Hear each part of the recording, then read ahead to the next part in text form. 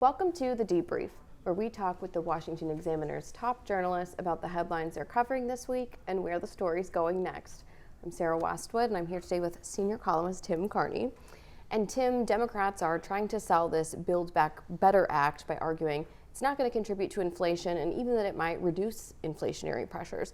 But polls show that voters are increasingly concerned about the rise that we're seeing in prices. So do you think that the White House and the Democrats' arguments here are landing?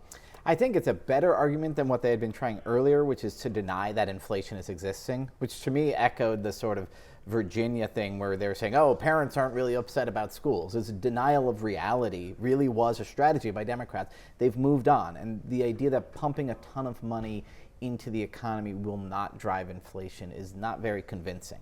I'm not an economist, the average voter's not an economist, but they can sort of see, yes, lots more money in the economy at a time that we don't need a stimulus is probably going to drive prices even higher. So people getting the money won't be helped if everything becomes unaffordable. I have a feeling that that will hamper the bill, but I also feel that the Democrats are so wedded to this that it's a one-way street, and I don't think they're turning back.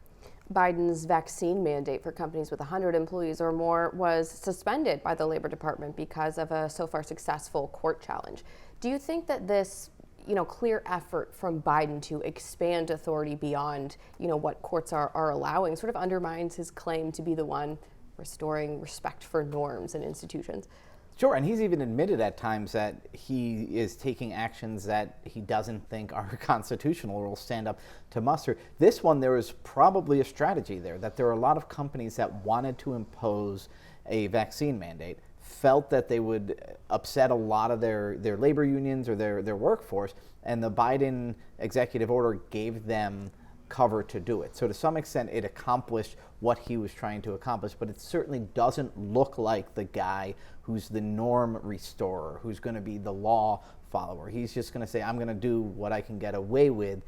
Whether or not voters care about that, I don't know, but it certainly seems that there were companies that took advantage of this order while it stood to issue their own mandates. And finally, D.C. has now lifted its indoor mask mandate, but in a lot of other places, most of them democratically controlled, the mask mandates, other restrictions remain in place with no metrics or targets for removing them. What do you think it takes for this to end in those kinds of places? Is it electoral defeat? Is it public protest? I mean, what will it take? Well, I live in one of those places, right next door to D.C., Montgomery County, a county with 1 million people just over the border in Maryland, is actually reinstating its mask mandate the same weekend that D.C. is repealing its mask mandate. And so I asked that exact question to the county executive and the county health officials, and they gave sort of a new benchmark. They said, well, if 85% of the total population, which means lots of 5 to 11-year-olds, are fully vaccinated, then we'll look at it anew.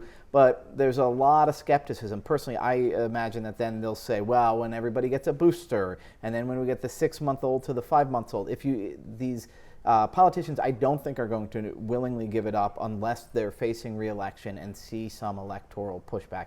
In a lot of these liberal places, though, there's not going to be that pushback. Even when we didn't have a mask mandate, if you walked into a Home Depot in Montgomery County, the only face you would have seen would have been mine. Everybody else would have been wearing a mask. So in some of these places, the people want the strict rules, and the politicians are going to give it to them, and the people who don't like it will just have to disobey and hope that, nobody comes to lock them up for showing their smile. Well, Tim, thank you so much for being here today. You can get more writing from Tim and the rest of the commentary team at WashingtonExaminer.com.